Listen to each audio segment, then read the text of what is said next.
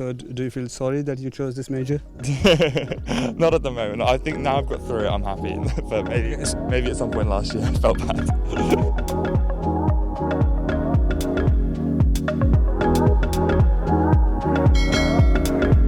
I'm in the University of Cambridge today. Yesterday we were in Oxford, and I was a bit lucky that I got hold of this wonderful student. Sir, please, if you can introduce yourself, your name and which country you're from. I'm Ollie and I'm from the UK. Isn't Ollie very common name in UK?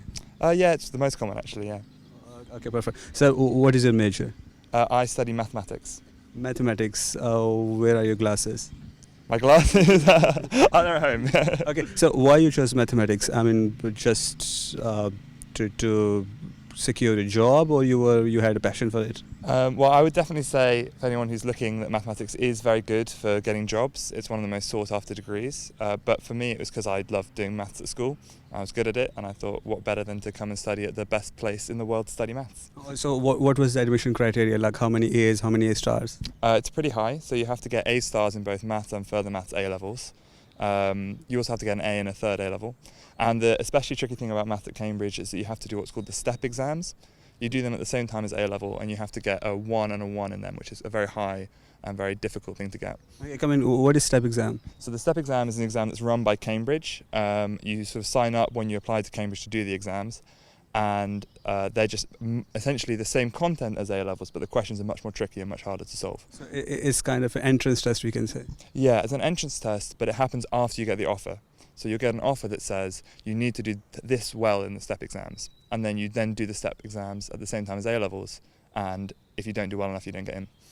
So you have to plan real early. During your A levels, you have to apply for Cambridge. Mm-hmm. Yeah, you apply to Cambridge in sort of at the beginning of your last year of studies. Thanks God, I'm not graduated from Cambridge. Okay, so what were the questions they asked? I believe there are interviews involved also, right?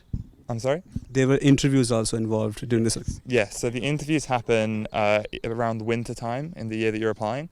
And yeah, I don't know how much I'm allowed to say about what I got asked at interviews, but they're essentially, for maths, they just ask you maths questions. So you don't have to worry too much about kind of, what's your personality like or anything like that. They just sort of ask you, for me it was 6 maths questions.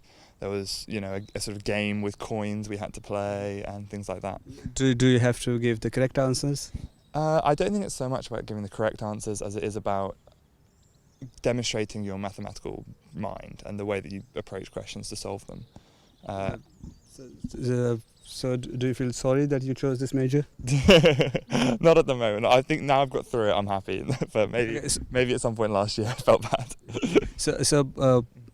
What is the workload? When I say workload, I know it depends upon person to person, but if we can quantify in terms of number of hours a mathematics major student, how much he or she have to study?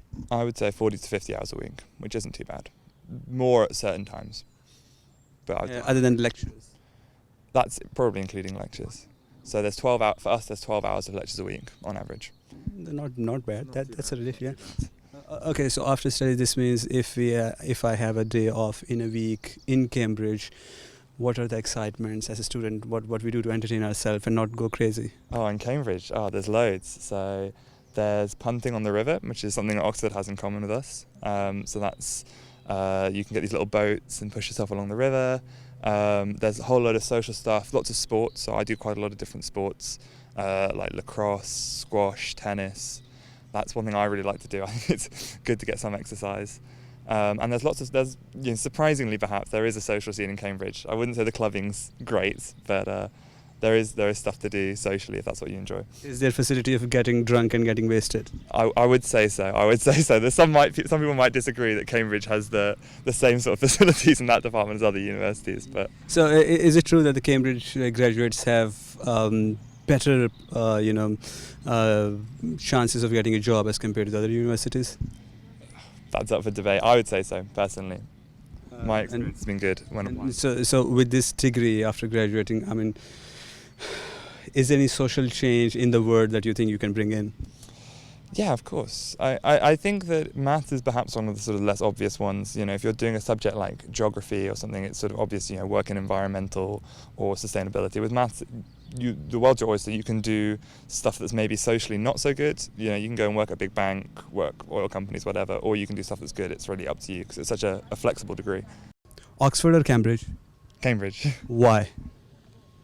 I couldn't even start to tell you. It's much okay. It's much prettier, in my opinion. I think it looks nicer. I think it's for maths particularly, which is what I study. It's got a much better reputation. Isaac Newton studied at Cambridge. He just invented basically calculus here, so it's got that history. I also think personally, Cambridge is nicer. Maybe that's It's pretty. Definitely, it's pretty. I can testify that. Other than that, in terms of the people or in terms of excitements. Yeah, I mean, it's difficult. I've not really been to Oxford that much, so I don't want to. I mean, obviously, if you go to Cambridge, you're going to prefer Cambridge, but I definitely would think, like, as much as I'm biased, I also do think Cambridge is better. What's the name of your college? This is Emmanuel College. Emmanuel College, of course, very beautiful college. Let's suppose by stroke of luck you are made principal or dean of this college for a week or a day. So what's the one change that you will bring in? Ooh,